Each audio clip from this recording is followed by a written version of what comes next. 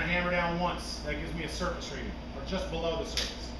I hammer second time, this gets me down to maybe, probably not halfway on that wood, that's probably some fairly thick wood out there. Hammer third or fourth time, it's going to get you down to the subfloor. That's going to give me a true reading of what's going on.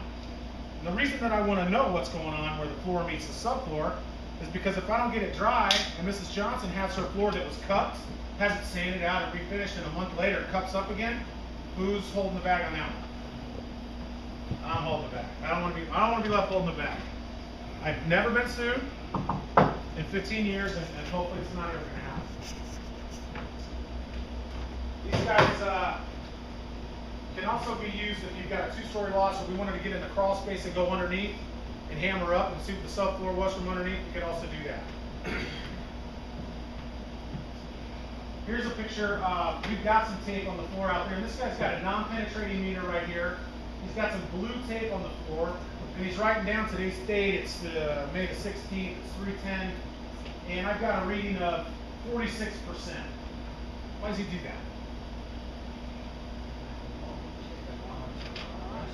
He does it mainly so he knows where he took his measurement the day before, so he can really accurately track the conditions of the floor. But also, if I go today and I go out to Brian's and I take readings at your place, tomorrow I've got a meeting and I got to send Billy. Billy will be able to tell exactly where we took the readings and whether we're making progress or not. All that will be transcribed onto the reading sheet as well. Okay? But that gives him an idea of where we want to be. And a lot of times that doesn't happen at a loss because most of the time Billy's the technician that handles all of it. There are times when I'll go in his place, but 90% of our losses he handles,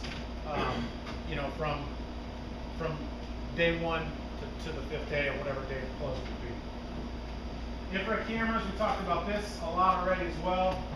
These are great because they're non-destructive. And it really helps us to do our job more quickly. I can take the infrared camera and I can scan the entire building. And it'll tell me whether there are some potential issues. I can do the same thing with my meter, right?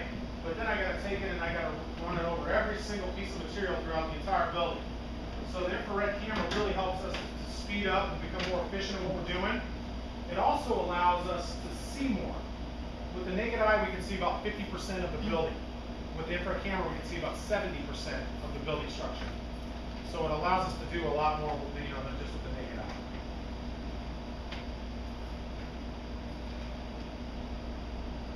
The moisture meter, by the way, it does have some issues. You need to have somebody who's trained on it because there are some things that you might not pick up on. This is a picture of the FLIR camera. It shows this dark area over here. It represents about 58 degrees. Over here it looks like it's warmer. It's in the 70s. And the camera doesn't say, hey, this is moisture. It says, investigate further. That means grab your moisture meter and go and see if there's an issue. And if you get your moisture meter, you come over here. 9.6, no problems, everything's good. 11.8. They didn't put metal corner bead in here, I can't believe it. Again, the disadvantages of doing your first presentation in a new building. Typically there's metal corner bead on this type of construction, and this will pick up on metal, and it will ring off the hook. It will ring at 100%.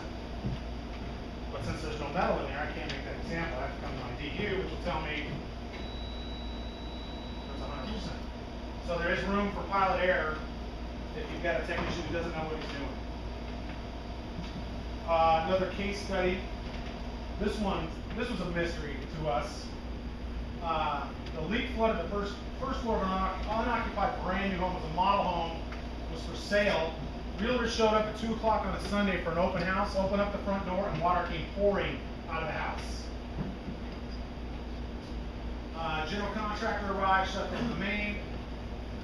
GC could not determine where the water was coming from.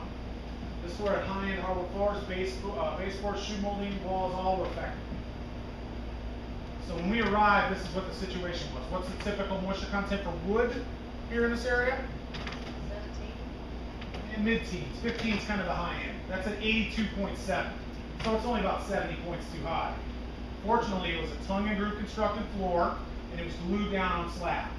So it held down real well. It was starting to cup, But 82.7, if it would have been like this floor that's nailed down, it would have been toast. This one, we went in and we said, all right, Mr. Adjuster, this is what we think.